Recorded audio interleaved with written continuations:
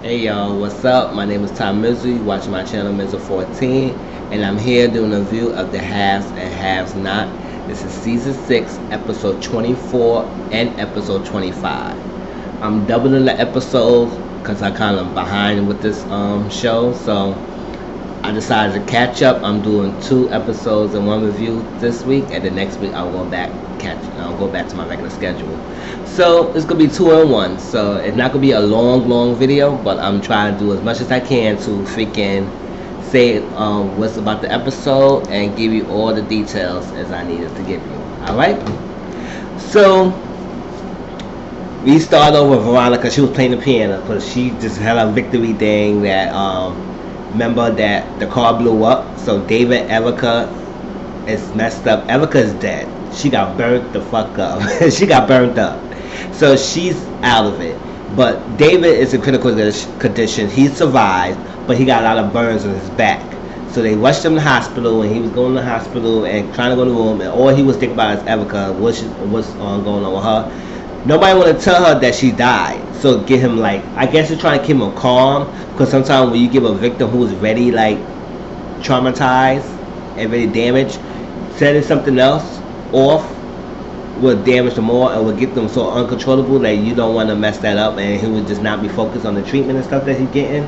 So they want to tell her about Erica. He just said, "It's focus on you. We got you. We okay. We worry about you. Let's worry about getting you together."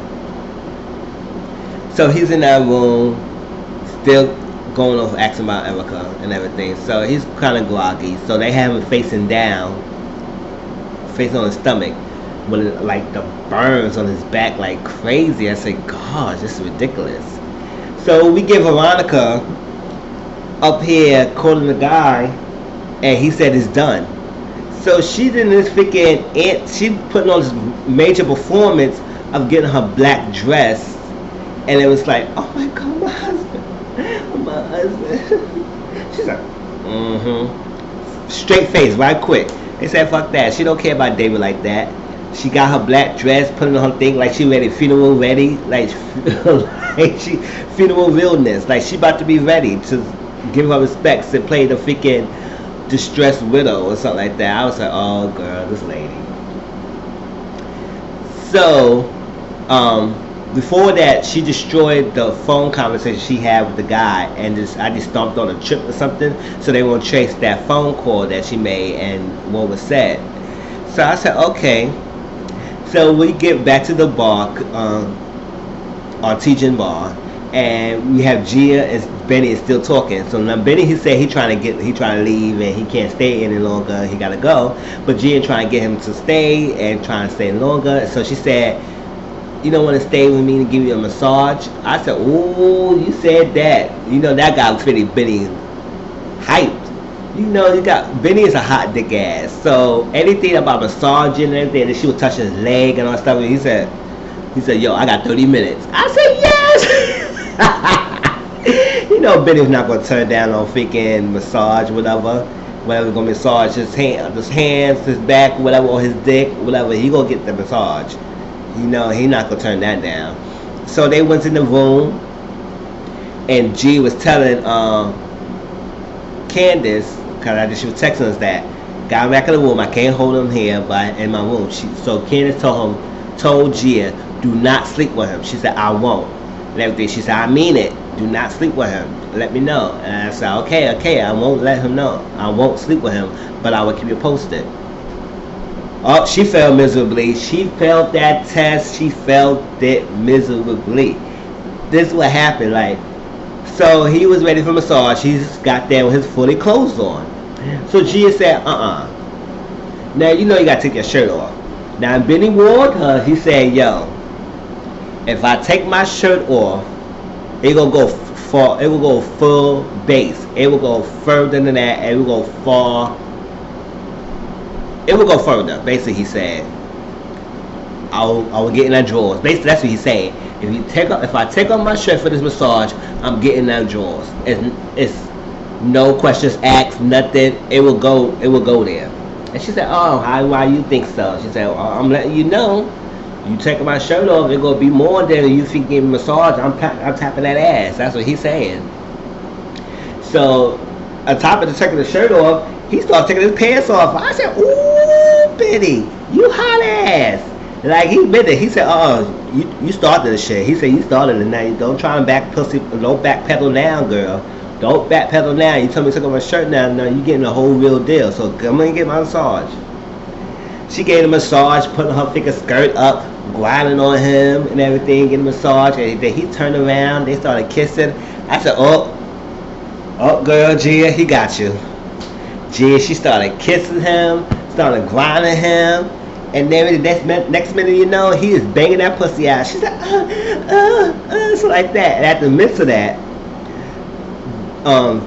Mitch was talking to his family, and Mitch told them that it wasn't a black kid, and they was so hell bent that it was Benny that did it.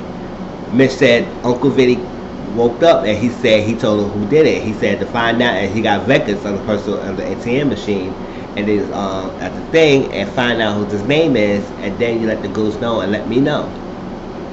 So they went in there. He found the paper, and it was Wyatt Choir. They said, "Oh, that which kid? That which thing?" He said, "Yeah, we know who he is." And he said, "Well, you can stop the hit. You can get him going because no, Mama Rose wants somebody head." And dude been home. They already put the hit out for Benny, so they gonna look for him, even though they messed up. They said, "Oh shit!" So they said, "Call Mama Rose, call Evelyn, whoever, so we can get Wyatt." And he said, "Oh snap!" She said, "What's going on?" He said, "I already had somebody going on, so I gotta call him." He said, "Oh my God, yeah, make sure you call him." So he was calling Benny. Benny at the same time when Benny was tapping that freaking Gia ass, knocking that box out.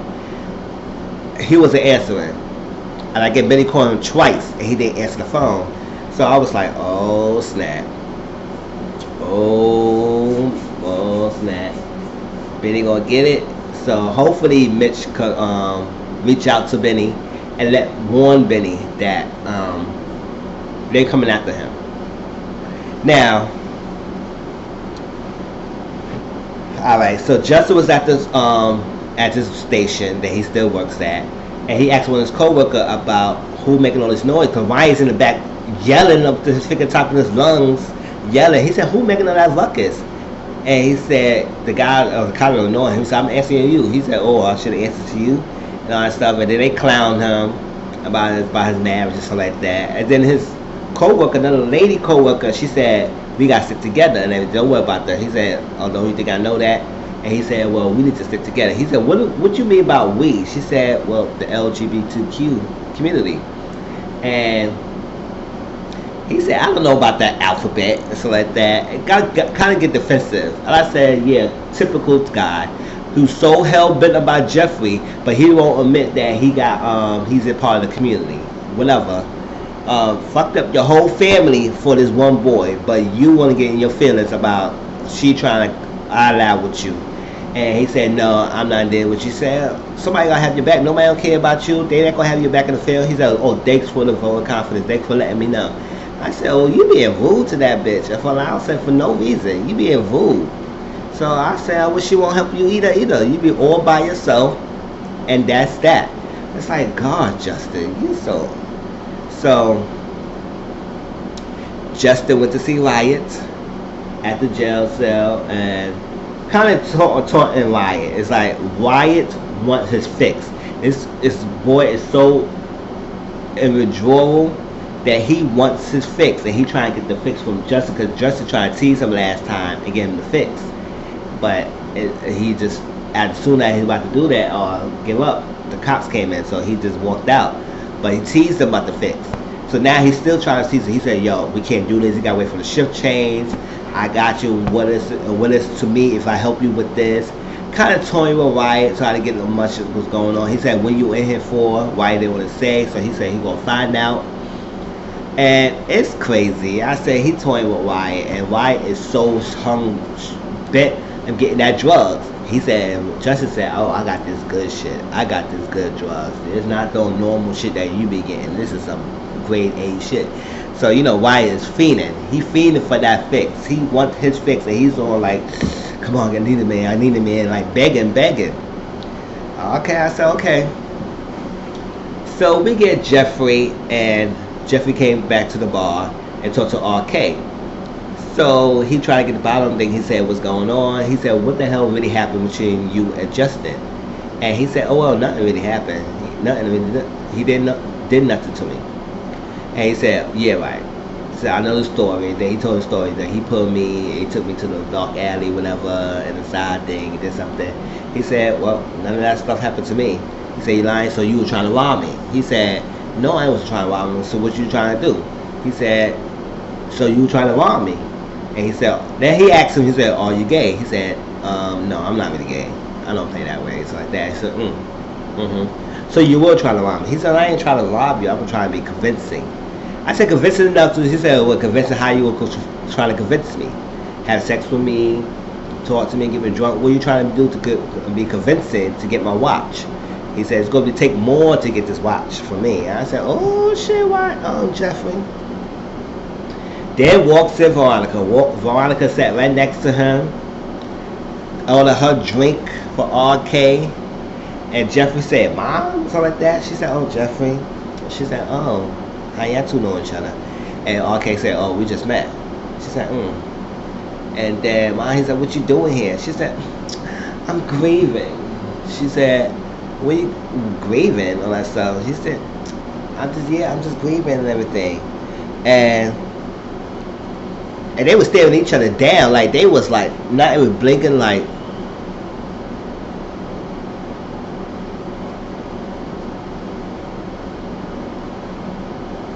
I was like, gosh, if looks could kill, yeah, both would be dead. Y'all was staring each other down.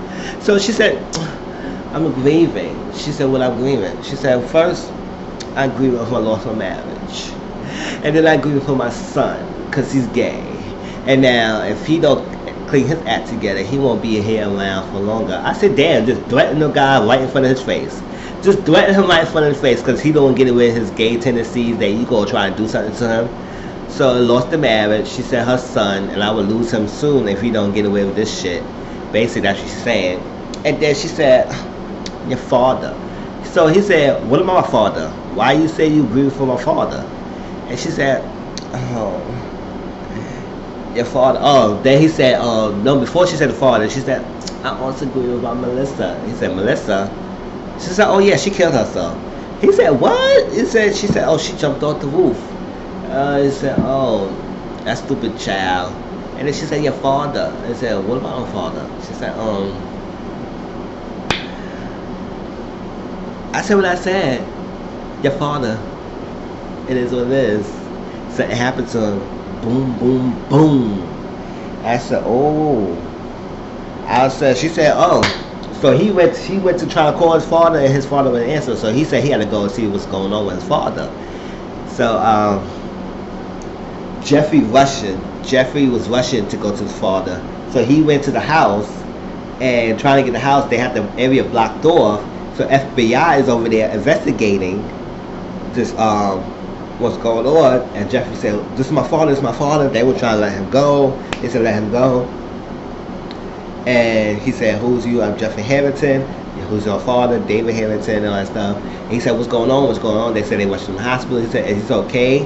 They said, we don't know yet. So they said, I need to know. And then the FBI was asking questions about, do you know who would do it? Jeffrey on the back, he said, yeah, I know. It's my mother. He said, who's your mother? Veronica Harrington. And I said, oh. He said his mother did it, and he said it was a girl. He said, and that's a body in the car? He said, yeah, we don't know who that is. But he did tell the FBI he was dating someone. He said, did you know her name? He said, no. And they called back, and the guy told him where his father's at, so Jeffrey rushed back to the hospital. He said he was not going to answer any more questions. If you need to ask him, he'd be at the hospital. So Jeffrey went to his father, and before he saw his father, the nurse came in and gave him some like medication to calm him down, to get him to sleep, to drowsy, to sleep. And Jeffrey came in, and David was still kind of out of it, but he heard his son's voice, and he was talking to his son, and he said, I worry about you, son. And he said, why you worry about me? He said, I worry about you with this boy Justin. Are you still with him? And he said, it's a lie. Yeah, I still know him. I still see him, something like that. David said something like, good. He said, yo, you need to leave that boy. he is no good for you. He's dangerous, and he is gonna hurt you. Now, I would kind of wish I had done that with your mother. So David's trying to tell his son not to repeat his behavior. He did that with Veronica, and look how Veronica turned out and freaking almost killed her. So he said Justin's like the same thing as Veronica. He was stomping anybody he can. He would hurt anybody who gets in the way. Just the fact that he could get with you, Jeffrey. Justin would do everything possible just to get you and not to leave him. So your father is telling you the truth to leave this boy before it gets too late, before something like this will happen to you. He don't want this to happen to his son. So he said, I worry about you. Make sure you leave this guy alone. Make sure you kick him out your life. And he said, promise me you gonna freaking kick him off. Like you gonna cut him off. Basically, cut him off. And Jeffrey said, yeah, he will. Before Justin came to the hospital, Justin got this breaking and entering case. And that's what his co-worker told him about what happened to David Hamilton, Jeffrey's father. He said, oh, he got burned. And he's at the hospital in critical condition. And the girl didn't make it. And so Justin said he would go over there. He went over there. Jeffrey and Justin was talking. And this was Justin confessed that he the one who hit and bumped his mother off the road with the car. And he said he was responsible. He said he did that to protect him. She said, well, you trying to hurt my mother just to try to get at me? And it's like, that's not going to rock. She still's my mother. I said, yeah, that's true. And he said, just leave. So Justin said, don't do that. Don't do that. Make sure you be there for me or whatever. Make sure I'm here for you. And you talk to me and stuff like that. Don't kick me out. He said, just leave. Just leave. So Justin left. And that's where Justin walked out, and Jim came, and Jim saw David. Jim saw Jeffrey and consoled him, hugged him, went inside and talked to David. And Jim said he gonna get to the bottom of whatever happened. Jeffrey told him that his mother did it, and he said he won't be surprised. He had suspicions, so he was gonna do what he had to do and make sure. And then he told Jeffrey that make sure you got a guard at his door at all times. And Jeffrey said, no, I'm going to be here. He said, no, you need a guard. So he said, oh, I'm going to tell the FBI. And he said, FBI? He said, yeah, they don't investigate it. He said, oh, yeah, it's a big car explosion, so they will be that territory. Alright, so remember, Jim was trying to go to see his son. So he went to go see his son, and at first they were giving him pushback. They said, no, there's no visitations. So he said, I'm the judge and everything. So he went to put the strings. This is where he met the DA, George. Him and George was going back and forth, bantering, and then this was George dropped the bomb that he said, oh, well, you may want to go see your friend David. And he said, what's going on with David? He said, I heard he at the hospital. And I said, oh, okay. But, yeah, they was going back and forth, and, the George trying to pin them with that stuff about Salas, that girl. And he said, oh, you can't trick me, and stuff like that. So I said, oh, okay. But that's what Jim went to go see, his thing. Now, when Jim went to see Wyatt finally, because he got clearance, he went to see his son, and his son was all freaking strung out. And he said, oh, I'm going to die. Like, he said he's going to die. He's in a medical condition. I said, you got no damn medical condition when you freaking strung out, motherfucker. What do you think this is? You's a dumbass. You was high. That's all you is. You high. You ain't no medical conditions. You're not going to die for not having no symptoms, not having drugs in your system. It's like, withdrawal. So you can relax. He said he going to get him out. Why he didn't want to hear from his father. He said, do whatever you got to do. So this was Catherine. He went to see Catherine, and Catherine said, nope, I'm not getting him out. He's staying in there. He rotting in jail. He needs to suffer his consequences. He needs to deal with the actions he has done. There's no consequences from his actions. So no, I'm not getting him out, and don't even ask me to get him out, and I would never get him out. I said, oh, go ahead, Catherine. But that's what he did tell Catherine, that Veronica is the one that burned Erica and hurt David. She said, I can't stand that bitch. She always got some good ideas that I shouldn't have done with you. And David said, yeah, well, funny, I said, oh, messing with Catherine, she would do something. And he said, well, you the one who killed Jennifer Sally. She said, oh, no, that wasn't me. That was Veronica. He said, mm-hmm. I said, oh, Catherine played her role. She said, no, I ain't do it. You can't do nothing. So, this was, yeah, so I was like, okay, that was great. So then we get this whole Hannah thing, right? Hannah, Candace, RK, and Malik thing. Alright. So Candace, right, ordered a hit for Mitch to scare his mother, scare her mother enough that she could get the money back with that scare tactic, intimidation. So Hannah was upstairs talking on the phone to Derek, then she talked to Catherine, and then she heard the door opening. Now before that happened, Candace and RK and Malik was in the car. Benny came rolling up to the house, but Candace called him and said, meet me back in the hotel. She had to speak to him. It's something important. It's not about the money. It's something else important. So he said he went back. Remember, he left the freaking Artesian bar. Because when he left, he met Veronica there. And they had little words. And Veronica said, oh, why am I supposed to your house? And this craziness.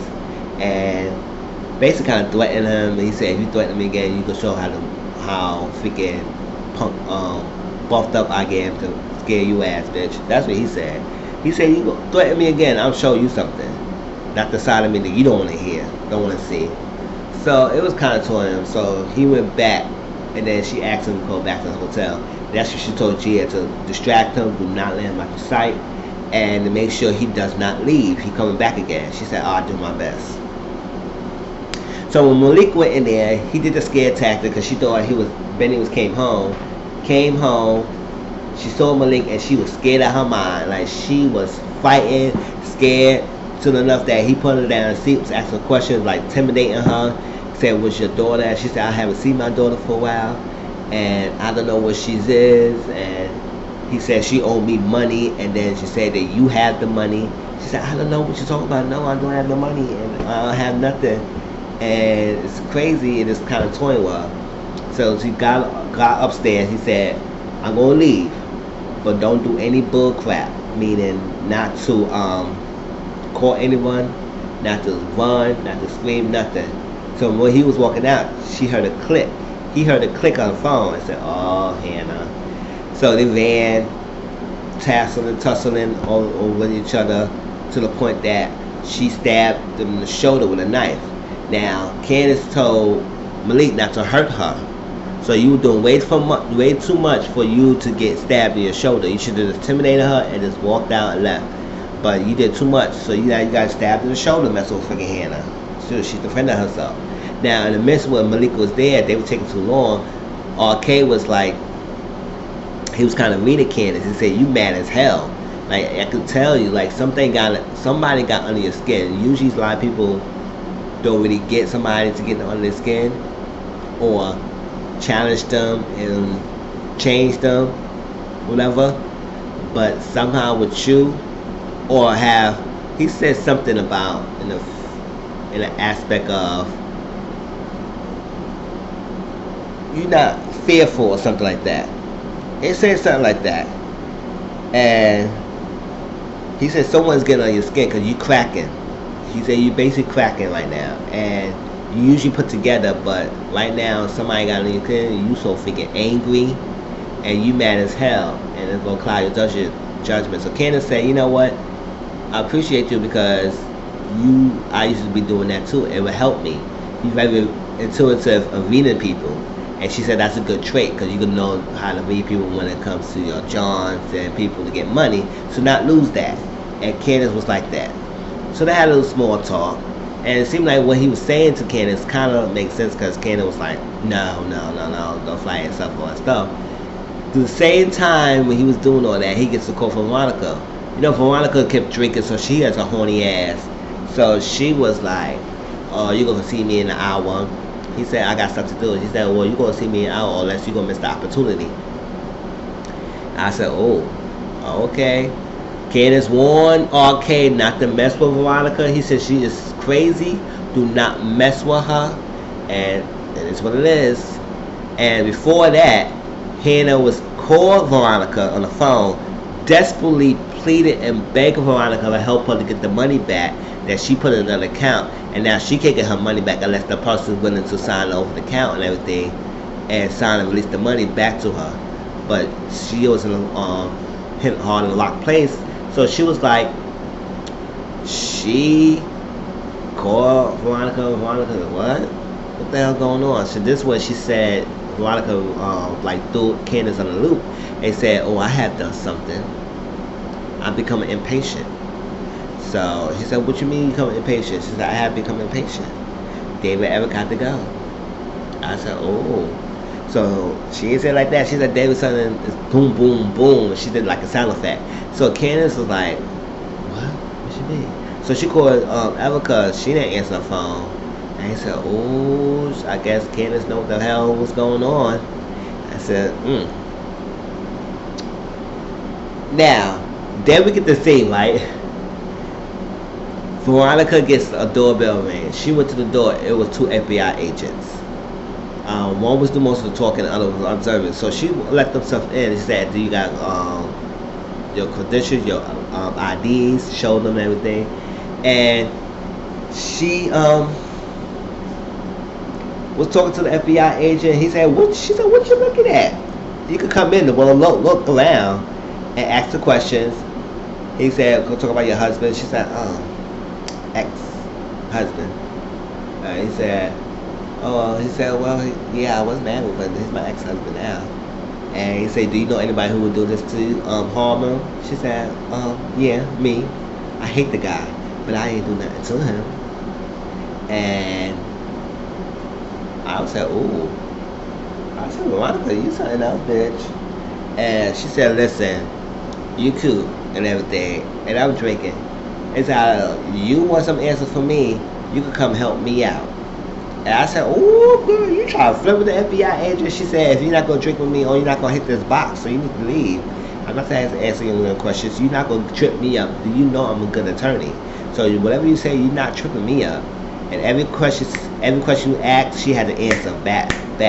And it was like, "Veronica, you on your toes." It's like, she ain't stupid. She ain't stupid at all. So she let them leave, and she said, "Next time," she said, "Ooh, flirting." I said, "Oh, no." And then she was pulling her shirt down. I said, "Veronica, you horny ass. Stop that, girl. Stop it." But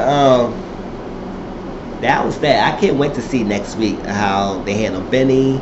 What's going on with David, the update, Jim and Catherine with their son, Justin and Jeffrey. I can't wait to see more what's going on.